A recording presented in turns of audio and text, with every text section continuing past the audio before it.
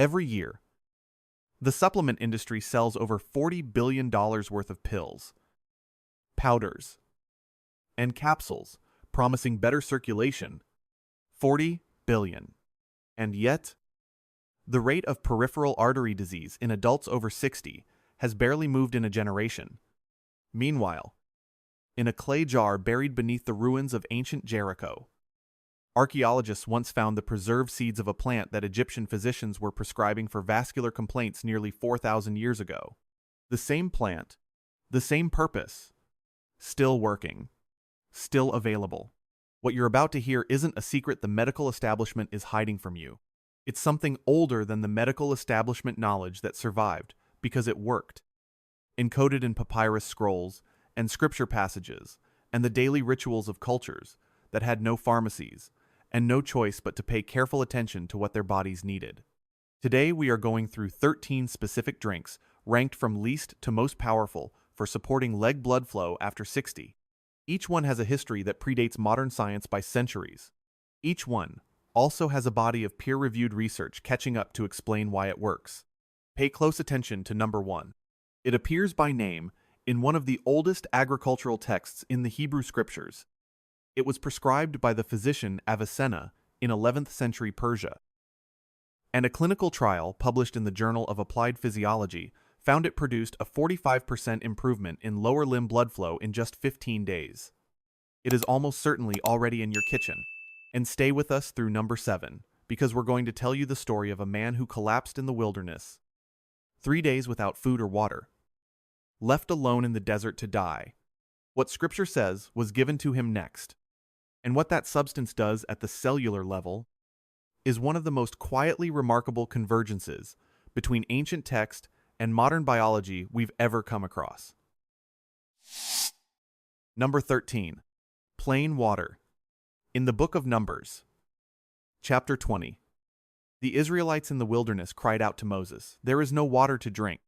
The crisis of water deprivation is one of the oldest recorded medical emergencies in human literature. Every ancient medical tradition, the Ebers Papyrus, the Charaka Samhita of Ayurveda, the Yellow Emperor's Classic of Internal Medicine, treats adequate hydration as the most fundamental prerequisite for healthy circulation, not a cure, a prerequisite. Every civilization that developed any coherent understanding of human health arrived at this conclusion independently. Egyptian physicians, in 1550 BCE, described blood as a river that required its banks adequate fluid volume to flow properly. Traditional Chinese medicine described water as the medium through which qi, or vital energy, traveled through the body's channels. They were describing hemodynamics in metaphorical language. Modern physiology confirms the mechanism precisely. Blood is approximately 55% plasma, and plasma is 92% water. When dehydration sets in, plasma volume drops, blood viscosity increases, and flow resistance through peripheral vessels, particularly in the legs, rises sharply. A study in the Journal of Applied Physiology found that even mild dehydration, just a 2% reduction in body water, reduced peripheral blood flow by approximately 8% in adults over 60. That is real. That matters. But it is also a floor, not a ceiling. 8 glasses of plain water distributed through the day, not gulped all at once, but taken in consistent small amounts, is the baseline every other drink on this list requires to work. Room temperature, or slightly warm water, absorbs more readily than cold. Ancient Ayurvedic texts specifically recommended warm water, sipped slowly through the morning, and there is now data suggesting that warm water reduces blood viscosity more efficiently than cold in resting adults. Drink your water. This is the foundation, but a foundation is not a house. The gap between adequate hydration and actively supporting nitric oxide production, the chemistry that actually opens your blood vessels, is where the rest of this list lives. Number 12. Chamomile tea. In the ancient Egyptian Ebers Papyrus, dated to approximately 1550 BCE, chamomile, referred to as the herb of the sun, appears in formulations for circulatory complaints, joint stiffness, and what the text describes as cooling of the extremities. The plant was so valued in Egypt that it was offered to the gods and included in burial preparations. It was one of the 9 sacred herbs of the Anglo-Saxon tradition. The Aztec Pharmacopoeia described a closely related species for similar warming purposes. 3 civilizations on 3 continents. No contact with each other. Same plant. Same application. Chamomile's primary bioactive compounds for vascular health are apigenin, a flavonoid that modulates calcium channels in smooth muscle tissue, and alpha-bisabolol, a terpenoid with documented anti-inflammatory action on endothelial cells, the cells that line your blood vessels. A 2014 study published in Phytotherapy Research found that chamomile extract reduced circulating markers of vascular inflammation, specifically C-reactive protein and interleukin-6.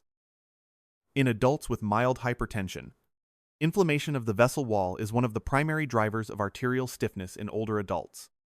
So reducing that inflammation has real downstream effects on blood flow. What most people discard is the most important part: the chamomile flowers themselves. Steeped whole.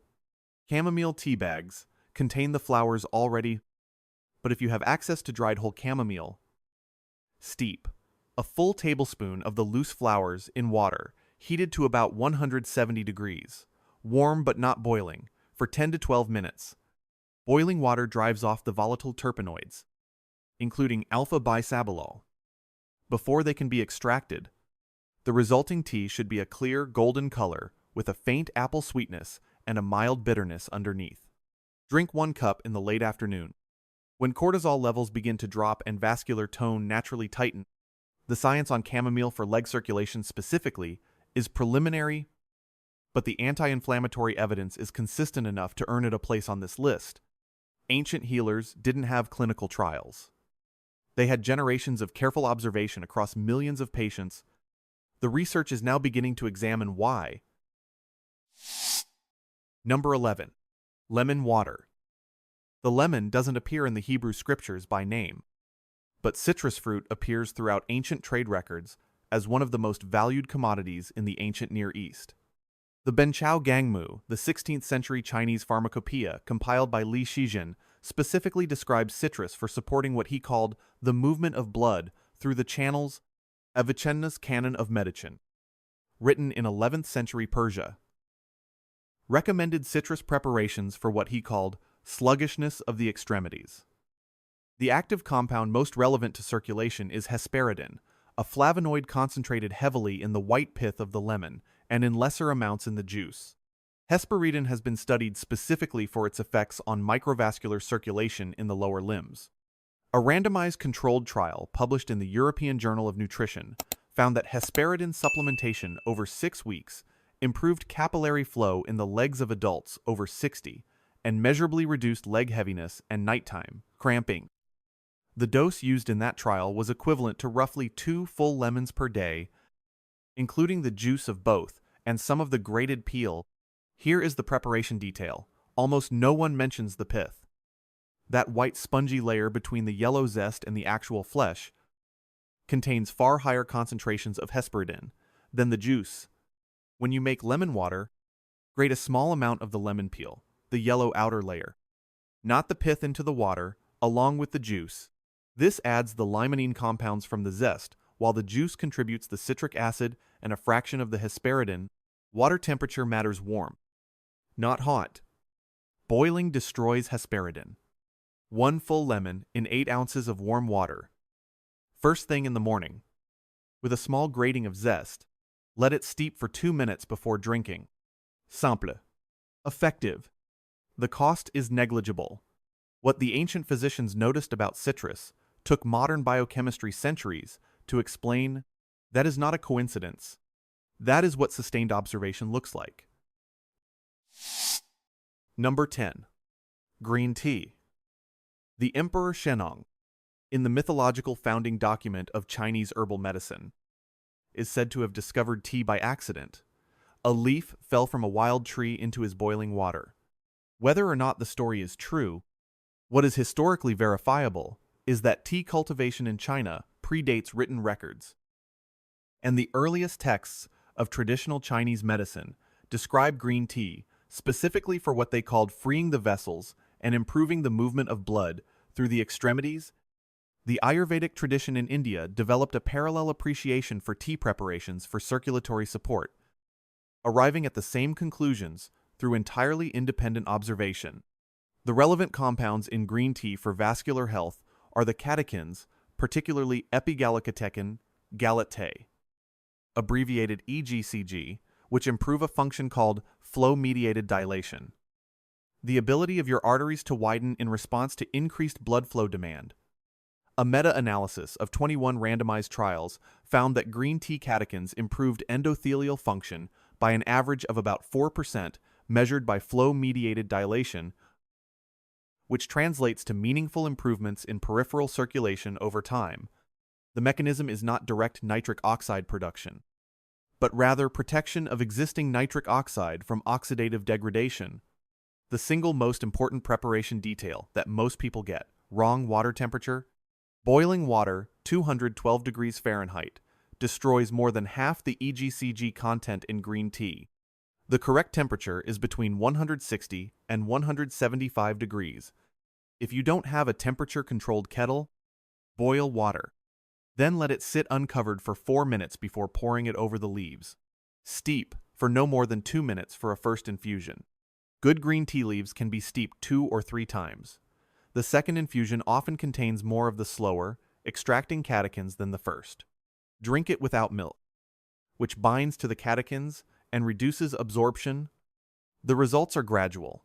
Meaningful improvements in endothelial function appear after 8 to 12 weeks of daily consumption. Number 9. Tart cherry juice. Cherries appear throughout the ancient world as a medicinal fruit. The Assyrian herbal texts, dating to roughly 700 BCE, describe cherry preparations for what translators render as fire in the limbs, almost certainly a description of inflammatory pain in the extremities. In pre-Columbian Mesoamerican medicine, a related species was used for similar inflammatory conditions. The Chinese pharmacopoeia includes cherry in formulations for what traditional texts describe as stagnation of blood in the lower channels. The relevant compounds in tart cherry are the anthocyanins, the same pigments that give the cherry its deep red color, and a compound called cyanidin. 3. Glucoside that has been specifically studied for its effects on arterial wall, inflammation, arterial stiffness, which increases dramatically after 60, is in large part an inflammatory process. Stiff arteries cannot dilate properly in response to blood pressure demands, and the result is reduced perfusion in the extremities. A study published in the American Journal of Clinical Nutrition found that 8 ounces of tart cherry juice daily for 12 weeks reduced markers of arterial stiffness and improved blood flow by approximately 18% in older adults. The sugar content is the practical complication. 1 cup of tart cherry juice contains approximately 25 to 30 grams of sugar, equivalent to about 6 teaspoons. For the significant portion of adults over 60 who have impaired glucose tolerance or type 2 diabetes, that sugar load can produce short-term insulin spikes that counteract the vascular benefits. The solution is dilution and timing. 1 part tart cherry juice to 3 parts water, consumed in the morning before food, allows the anthocyanins to absorb while minimizing the glycemic impact. Look specifically for juice made from Montmorency cherries, which have higher anthocyanin concentrations than sweeter varieties. Avoid anything with added sugars or concentrates. Number 8. Pomegranate juice. Pomegranate appears more frequently in the Hebrew scriptures than almost any other fruit. In Exodus, chapter 28, the hem of the high priest's robe was decorated with pomegranate motifs in blue, purple, and scarlet, the fruit so significant it was woven into the garments of sacred ritual. Numbers chapter 13 describes the scouts returning from Canaan carrying pomegranates as evidence of the land's abundance. In the Song of Songs, the beloved's temples are compared to a slice of pomegranate. The Quran mentions pomegranate 3 times, specifically, Avicenna devoted an entire section of the Canon of Medicine to pomegranate, describing preparations for what he called the strengthening of vessels. The mechanism that makes pomegranate exceptional among fruit juices is a class of polyphenols called punicalagins, compounds found almost exclusively in pomegranate that appear to protect nitric oxide in the bloodstream from oxidative destruction. Most foods that support circulation do so by increasing nitric oxide production. Pomegranate does something different. It extends the functional lifespan of the nitric oxide already present. A clinical trial at the Preventive Medicine Research Institute found that patients who drank 8 ounces of pomegranate juice daily for 1 year showed a 30% reduction in carotid artery plaque and significant improvements in blood flow. A separate study in older adults specifically documented a 22% improvement in peripheral blood flow after 4 weeks of daily consumption. What is almost never mentioned in popular health content, the white pith surrounding the pomegranate seeds contains significant concentrations of punicalagins, often discarded, always valuable. If you are juicing fresh pomegranates, include some of that pith in the press. If you are buying bottled juice, choose only products labeled 100% pure pomegranate juice with no added ingredients. The sugar content, approximately 32 grams per cup, is real. Apply the same dilution principle as tart cherry 3 parts water to 1 part juice. Consumed away from meals. Number 7. Hibiscus tea. Turn to 1 Kings, chapter 19. The prophet Elijah has just completed the most dramatic confrontation of his ministry. He has been running for his life.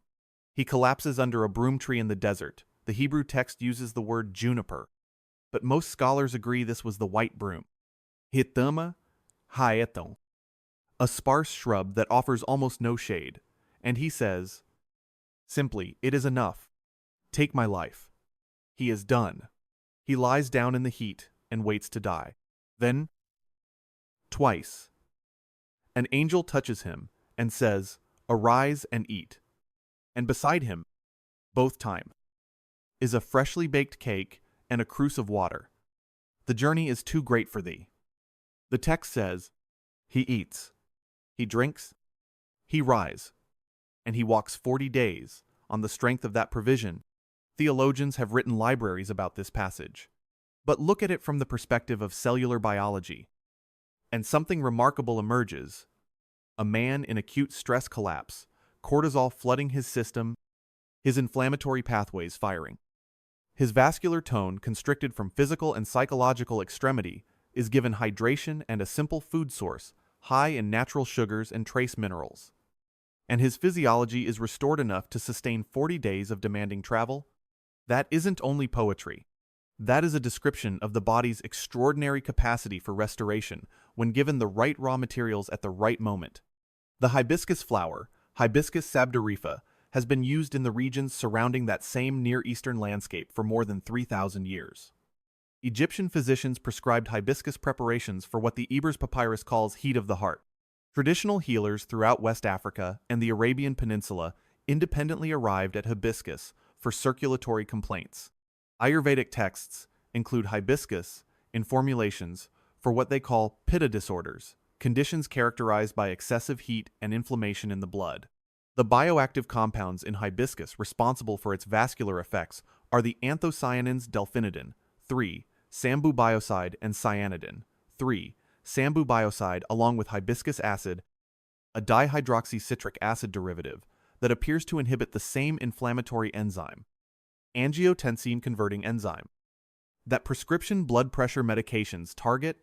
A randomized controlled trial published in the Journal of Nutrition found that 3 cups of hibiscus tea daily for 6 weeks reduced systolic blood pressure by an average of 7 to 11 points and improved flow-mediated dilation, the measure of how well your arteries open, in response to increased blood demand, by 31%.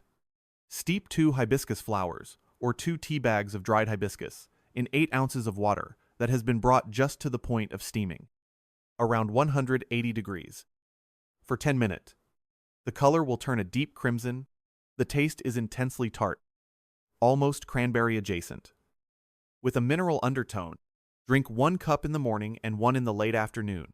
If you take prescription blood pressure medication, speak with your physician.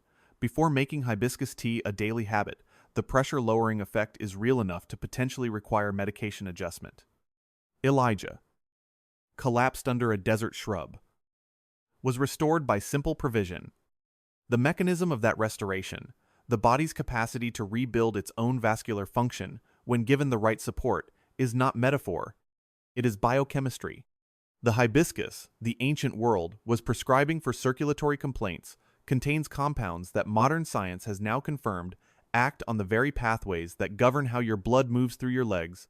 If this kind of ancient knowledge resonates with you, take a moment right now and hit like and subscribe, because what's coming next goes even deeper into the intersection between what ancient civilizations knew and what modern research is only now beginning to confirm. Number 6. Ginger tea. Ginger appears in the Hebrew scriptures indirectly referenced among the spices traded in Genesis. The same caravan of merchants who purchased Joseph in the account that begins in chapter 37. The Ebers Papyrus includes ginger root preparations for sluggishness of the blood. The Karaka Samhita, the foundational Ayurvedic text, dated to the 1st millennium BCE, devotes substantial attention to what it calls dry ginger, describing it specifically for warming the extremities and promoting circulation in the limbs.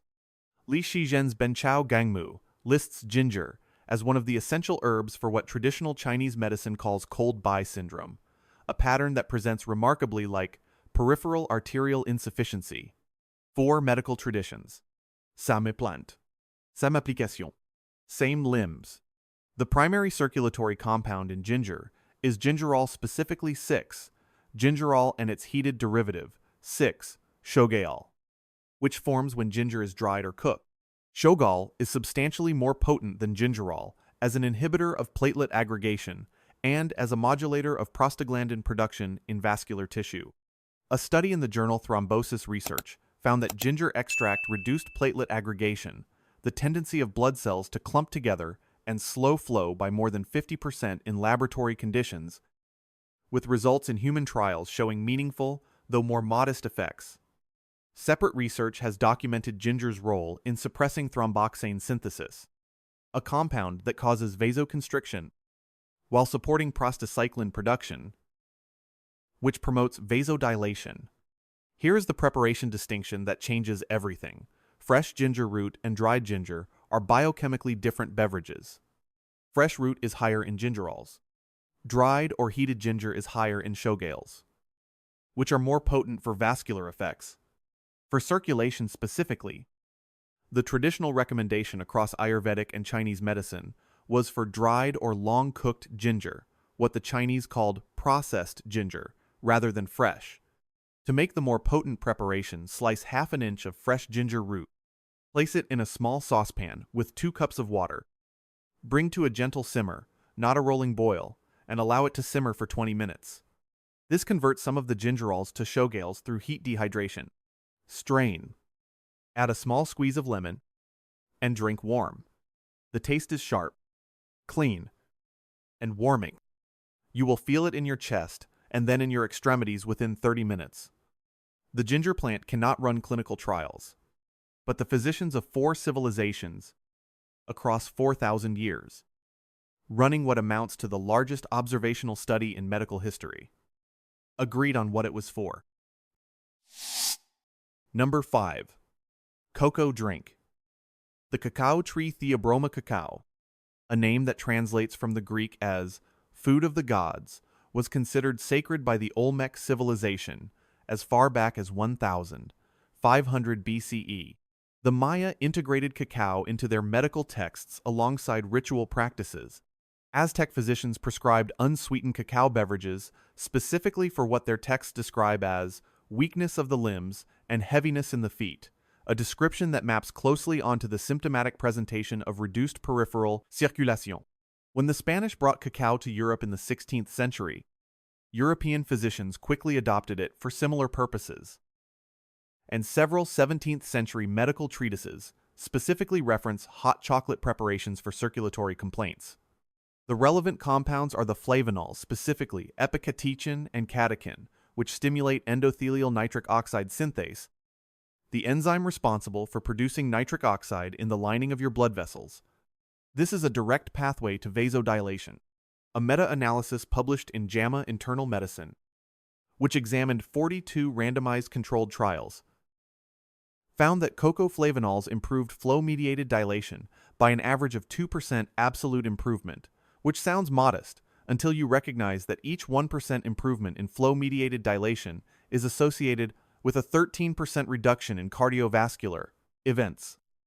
The effect on leg circulation specifically has been documented in research from the University of California, San Francisco, where cocoa flavanol consumption increased lower limb blood flow by approximately 24% within 2 hours of consumption. The practical detail that most people miss entirely: the processing of cocoa determines its flavanol content, and most commercial cocoa has been through Dutch processing, an alkalizing treatment that dramatically improves color and reduces bitterness, but destroys up to 90% of the flavonols. Natural. Non-alkalized cocoa powder is what you want. The label should say natural cocoa powder and should not include any reference to Dutch, processed, or alkalized. Mix 2 rounded tablespoons in 8 ounces of water, heated to 160 degrees. Do not boil. Stir vigorously. Add a very small amount of stevia or monk fruit if you need sweetness. Drink it within 20 minutes of preparation. Before the flavonols begin to oxidize, the taste is intensely bitter and dark. Nothing like commercial hot chocolate. That bitterness is the flavonols. That is what works. Number 4. Watermelon juice. The watermelon, Citrullus lanatus, was cultivated in the Nile Valley as early as the 2nd millennium BCE. Seeds of the watermelon have been found in the tomb of Tutankhamun.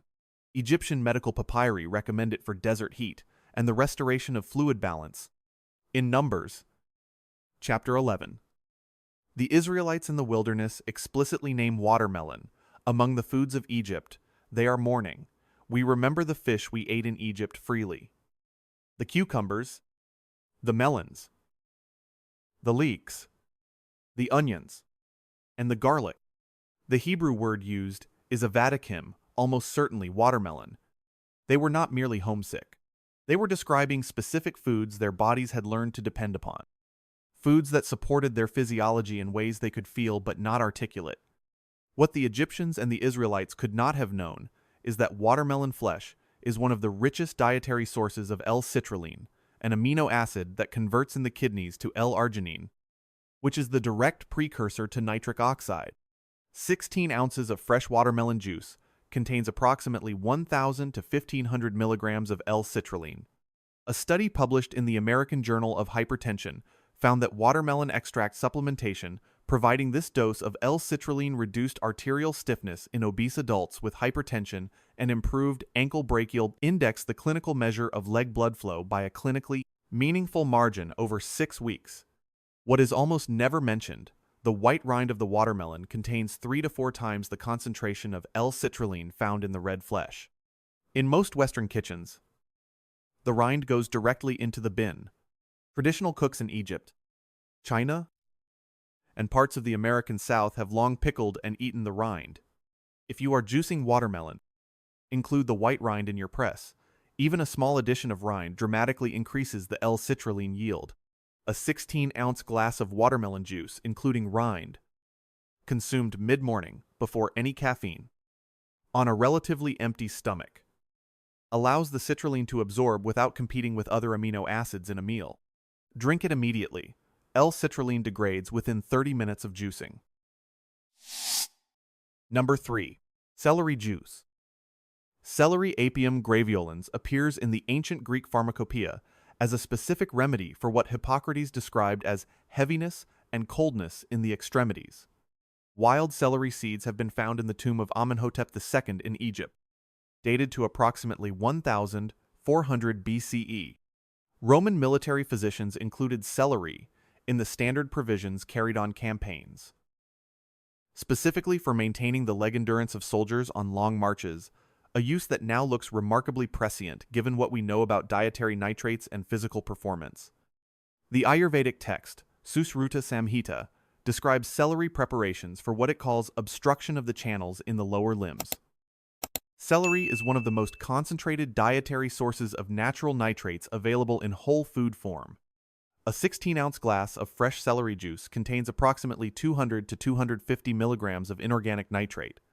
The conversion pathway to nitric oxide begins in the mouth. Bacteria on the tongue convert the nitrates to nitrites and completes in the stomach, where nitrites are reduced to nitric oxide in the acidic environment. This is why mouthwash, which kills the oral bacteria required for that first conversion step, can completely abolish the benefit. Research published in the journal Hypertension found that dietary nitrate from vegetable sources, including celery, improved peripheral blood flow more effectively than synthetic nitrate supplements, likely because the whole food source delivers the nitrates alongside cofactors that support absorption. 4 to 5 large, fresh celery stalks yield approximately 14 to 16 ounces of juice. The outer stalks darker green, more fibrous, often discarded in favor of the paler inner ribs, contain substantially higher nitrate concentrations than the pale inner stalks. Use them. Drink celery juice on an empty stomach, first thing in the morning, before coffee or anything acidic. The reason timing matters: stomach pH in the fasted state is highly acidic. Optimizing the nitrite to nitric oxide conversion step, eating before drinking the juice raises stomach pH and slows that final conversion. Do not use mouthwash immediately before or after. The taste is saline, green, and faintly bitter, not pleasant to most people on first encounter. But the body adapts to it quickly. Often within a week, the Roman soldiers who carried celery on campaigns didn't know what nitrates were. They knew that the soldiers who ate it marched further without cramping. Observation. 4,000 years of it. Turns out to be a surprisingly efficient research method. Number 2. Arugula smoothie. Arugula Eruca vesicaria was considered an aphrodisiac in ancient Rome and Egypt, which led early Christian monastic authorities to ban it from monastery gardens. What the monks were reacting to, without knowing it, was the herb's profound effect on circulatory function and physical vitality. Roman agricultural texts from the 1st century CE describe arugula as a heating plant that opens the vessels. The Egyptian Ebers papyrus includes a member of the same botanical family in preparations for weakness of the limbs. Avicenna classified arugula as a warming food that promoted what he described as movement through the body's channels. Arugula contains the highest dietary nitrate concentration of any commonly available leafy green, higher than spinach, higher than beet greens, higher than Swiss chard. 2 cups of fresh arugula deliver approximately 400 to 500 milligrams of inorganic nitrate.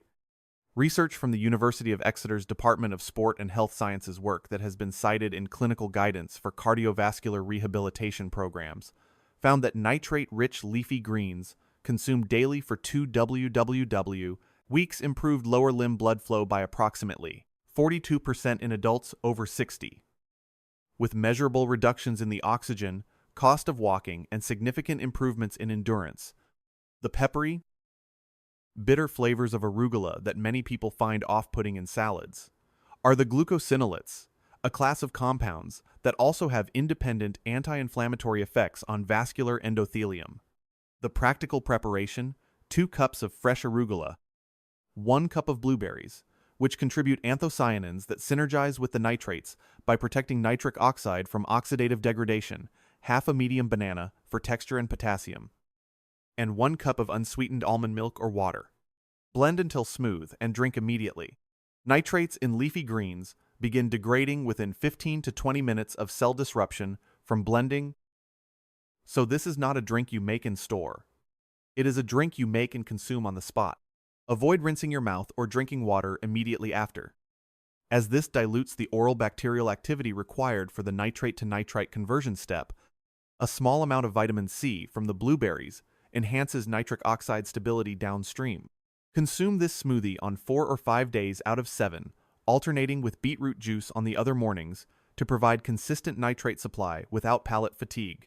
The Roman monks who banned arugula were not wrong that it affected vitality. They simply misunderstood the mechanism. Number 1. Beetroot juice. Open the book of Ezekiel. Chapter 4. In one of the most unusual passages in the Hebrew prophetic tradition, the prophet is given detailed instructions for a specific bread, what scholars have called the siege bread, made from wheat, barley, beans, lentils, millet, and spelt. The list has drawn the attention of nutritional researchers for decades because of its remarkable density of nutrients, but adjacent to this passage, and woven throughout the book of Daniel, is a detail that most readers pass over the young men of Daniel's court. Daniel, Shadrach, Meshach, and Abednego refuse the king's rich food and choose instead vegetables and water.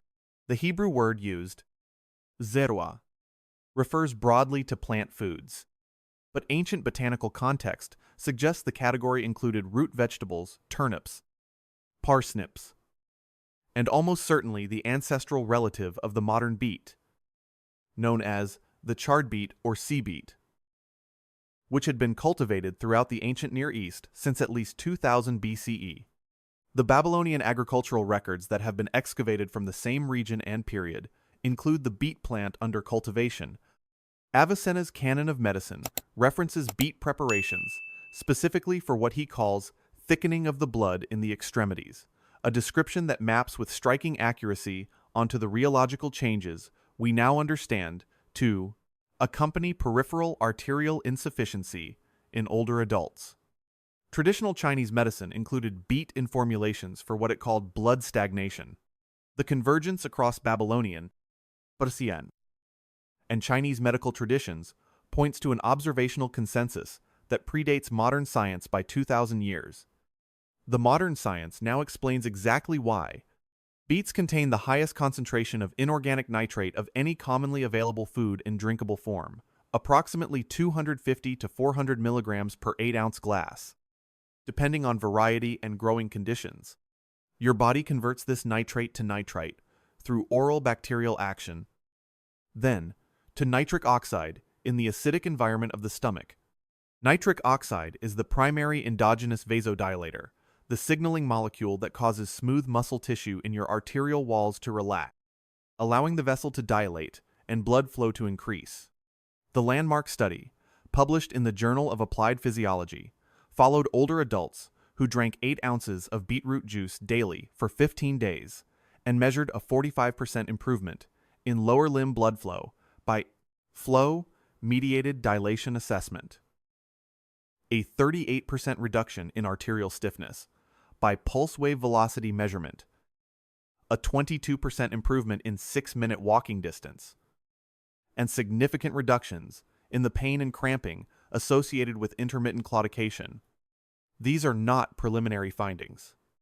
This is a clinical-grade intervention, producing clinical-grade results. But there are 2 preparation details that popular health content almost never addresses. First, cooking beets destroys between 50 and 80% of the nitrate content raw beetroot juice made from fresh. Cold-pressed beets preserves the nitrate essentially intact. If you cannot juice your own, look specifically for cold-pressed, unpasteurized beetroot juice. Pasteurized juice is heated during processing, which degrades the nitrates. Second, the small, dark red beets, often called Detroit dark red variety, contain substantially higher nitrate concentrations than larger beets or golden beet varieties. If you are juicing your own, source the smaller, darker varieties. 4 medium beets of this variety yield approximately 8 ounces of juice, with a higher nitrate density than 8 ounces pressed from larger, lighter beets. 8 ounces of raw beetroot juice on an empty stomach each morning. Do not use mouthwash before or after it eliminates the oral bacteria required for the first conversion step. Do not take antacids within 2 hours of drinking it. They raise stomach pH and impair the final conversion step. Your urine may turn pink. This is a harmless phenomenon called beeturia, occurring in 10 to 15% of people, and requires no intervention. If you have a history of kidney stones, Speak with your physician, as beets are high in oxalates. Within 24 to 48 hours, most people report warmth returning to feet and lower legs that had felt persistently cold. Within 1 week, cramping in the calves typically diminishes significantly. Within 2 weeks, walking endurance improves in ways that are often noticeable to the person and measurable in clinical assessment. Within 30 days of consistent daily use, the vascular improvements are documented at a level that surprises most physicians who haven't been following the dietary nitrate literature closely. Daniel and his companions chose the food of the earth over the food of the palace. They emerged, the text tells us, healthier than every young man who had eaten the king's provisions.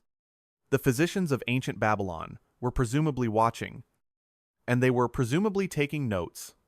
A word on what you're actually drinking. There is a principle that runs through every item on this list, and it is the most important thing we haven't yet said directly.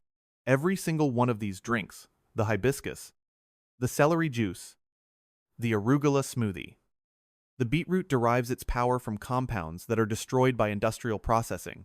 Nitrates are degraded by heat. Flavonoids are stripped by alkalization. Anthocyanins are oxidized by pasteurization. Gingerols are volatilized by boiling. The specific molecules that make these drinks effective are the same molecules that the modern food and beverage industry has been systematically removing from your diet for 60 years. In the name of shelf life, consistency, color stability, and palatability, this is not a conspiracy. It is a commercial logic that has nothing to do with your vascular health and everything to do with the economics of mass production. The beet chips in the snack aisle contain almost no nitrates.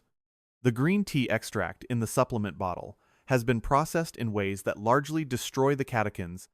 The cocoa powder in the mass-market hot chocolate mix has been Dutch processed to tastelessness and biochemical irrelevance. What the ancient world prescribed, what the physicians of Egypt and Persia and China were recording on papyrus and paper, was always the whole plant. Minimally altered. Consumed close to the source. The preparation rituals we've described throughout this video are not quaint traditions. They are instructions for preserving the biochemistry that makes these plants work.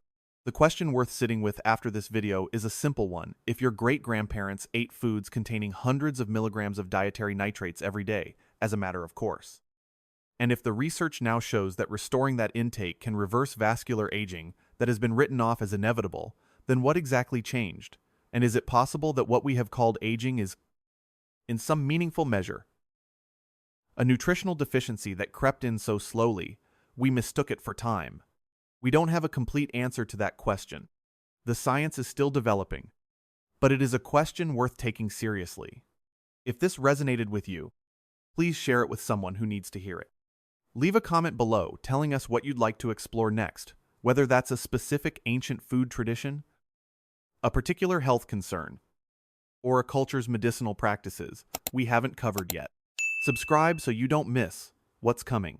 And if you found something here you hadn't encountered before, that like button genuinely helps this reach the people who need it most. This video is for educational and informational purposes only, and is not intended as medical advice. Please consult with your physician or qualified healthcare provider before making any changes to your diet or health routine, particularly if you are taking prescription medications or managing a chronic health condition